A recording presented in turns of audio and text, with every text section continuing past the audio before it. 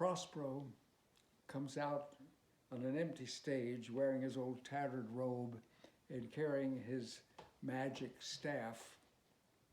And he says to the audience, I draw a magic circle in the sand like this. And he does.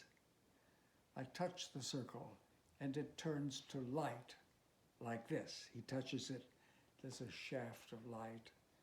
It's filled with possibility, a journey of discovery, but only if we both believe that this can be true. For the secret of the magic lies not just in the magician, but also inside you. And he sings, I ask you now on this bare stage to create an enormous storm. I ask you when I speak of lightning to see it slice the night.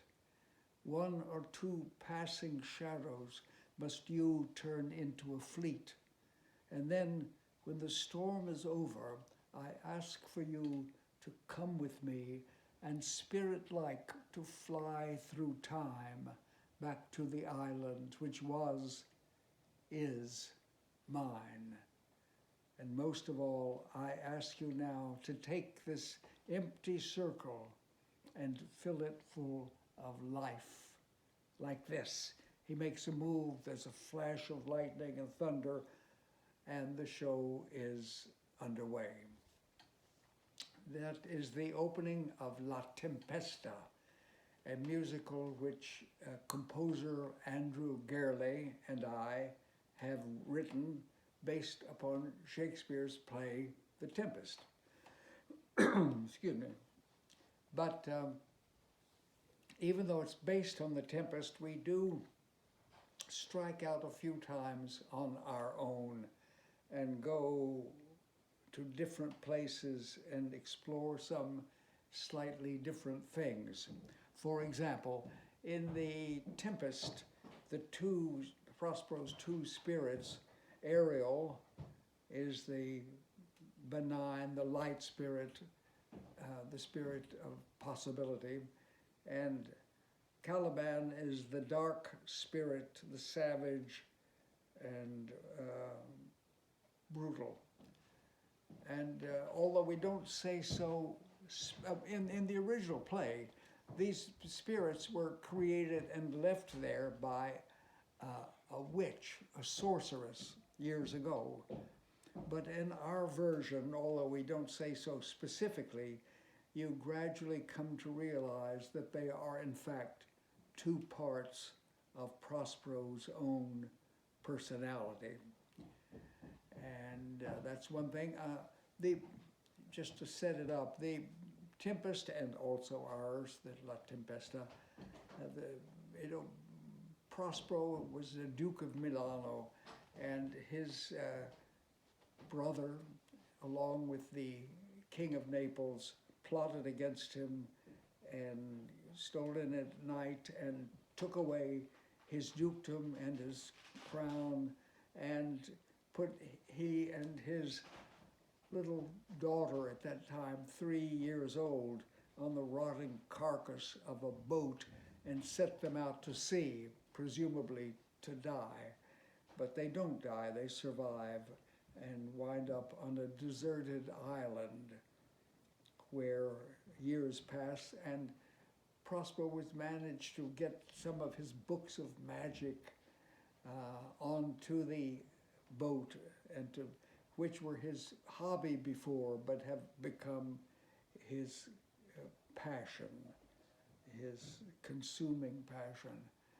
So in the original play, The Tempest, Prospero from the very beginning is trying to get his daughter lined up with the son of his worst enemy, already seeking some sort of reconciliation. Not so in our version. In our version, he has a song early on, again, to the audience. Most of his songs seem to be to the audience, actually. And he sings, "It comes upon me sometimes when I least expect it, La Tempesta. I'm sitting at my table, reading, dreaming, nothing. La Tempesta, like a cloud on the horizon, like a tiny little cloud that slowly grows big-bellied till it suddenly bursts open, giving birth to a dozen clouds, all seething, breeding, screaming, and the waves climb high inside my mind, and the lightning strikes inside my mind. There's a violent storm inside my mind, and that storm is La Tempesta. I have been wronged, and I will be revenged. So, in our version, the story of the play is the process by which he's able gradually to let go of the hatred and the revenge and to find some kind of peace for himself. One of the boy, Ferdinand, and Prospero's daughter, his name is Miranda, now like 18, 19 years old. They do meet and they do fall in love, but in this version, Prospero is not for it. He's very much against it. And yet, as he watches it, often from the shadows at the side, he can't help but become moved by it. They have a wonderful song called "What Is This I Feel?" And as Prospero is watching it, he has a counter melody recalling things from his own life. And at the very end of the song, Ferdinand sings, "Here is my hand," and she sings, "and mine with my heart inside it." And they kiss and they start to go away. Prospero holds up his staff. They freeze in place, and they moves his staff, and they go back and relive the same moment again. "Here is my hand," and she sings, "and mine with my heart inside it." Prospero says, "How young they are, how innocent. What is this I feel?" Then the music goes on, becomes very jagged as he pulls away and is moving through the forest of the island, and shreds of memory, like visual memories, come down around him, and he winds up exhausted by the edge of the sea. And again he sings to the audience, he sings, "These magic powers that I possess, where do they come from? I can only guess. They come from somewhere deep inside." Excuse me, let me take a sip of water here, if I may.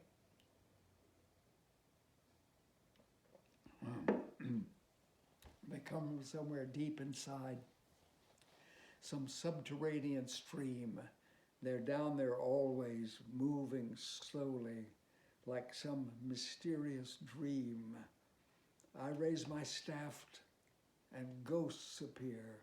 The dead come back to life. My wife, I can see my wife dancing, spinning, smiling, just as she did in life. And we see her dimly moving around as the music changes a bit.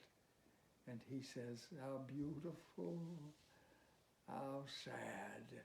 He lifts his staff and she disappears, and he goes back to the song, these magic powers. And at the end of it, he sings, "And when I make magic, as even now, I am diminished, brought down somehow, my body drained and out of breath, my thoughts turn dark to death, to death. These magic powers that I possess, they cannot bring me happiness."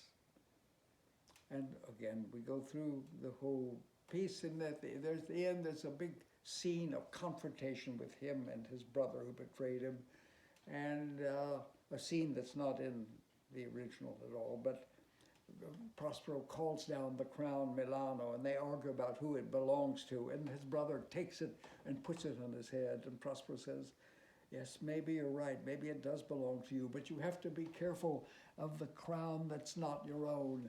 Sometimes when on, it is not so easily offed, and sometimes it is heavy, and sometimes it is hot, and the crown turns flaming red as it begins to burn through his brother's brow, and the brother begging, please, for mercy. But Prospero turns to Ariel and says, what should I do, brave Ariel? Should I take away his kingdom? Should I put him on a rotting boat? Should I abandon him on some deserted island? What would you do if you were me? And she says, I would release him. Would you? Why? He holds up his hand, and his brother sinks to his knees, the torturing over for the moment. And she says, I don't know why. And she sings, I feel somehow we are the same.